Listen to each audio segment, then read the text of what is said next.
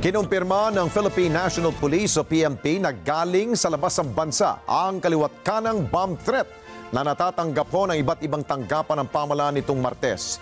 Ang Regional Peace and Order Council tinalakay ang preparasyon ng seguridado ng Metro Manila. Report mula kay Mar Gabriel.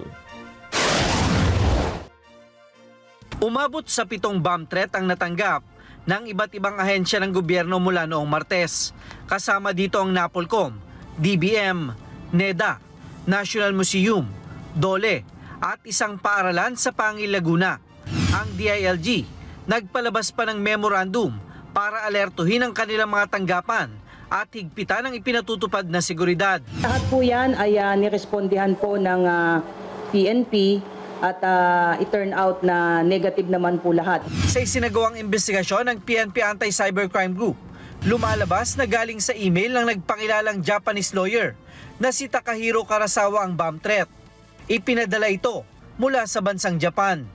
Base po sa investigation po ng ACG, this is not the first time po na ginamit po itong email coming from this personality. And in fact, last September and October ay meron din po nga kumalat na ganitong mga email.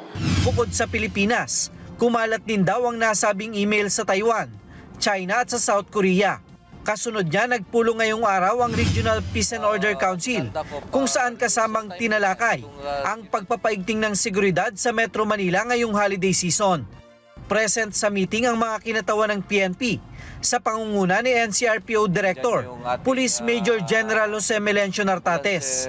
We take seriously yung mga threat na ganito such that nagre-respond yung public safety forces natin, not only the police. Nandyan yung ating ambulances, especially coming from the local government units dito sa Metro Manila. Kasabay nito, ipinasa rin nila ang isang resolusyon para kundinahin ang nangyaring pagpapasabog sa Mindanao State University sa Marawi City.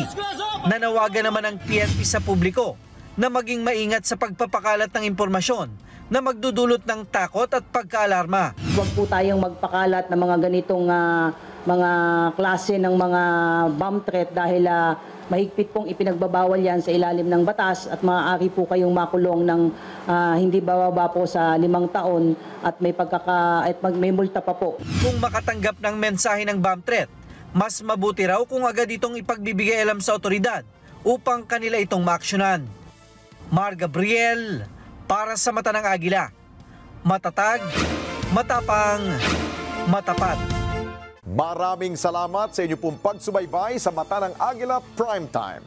Para malaman ang matatag, matapang at matapat na mga balita, i-follow lamang at mag-subscribe sa @Net25 TV.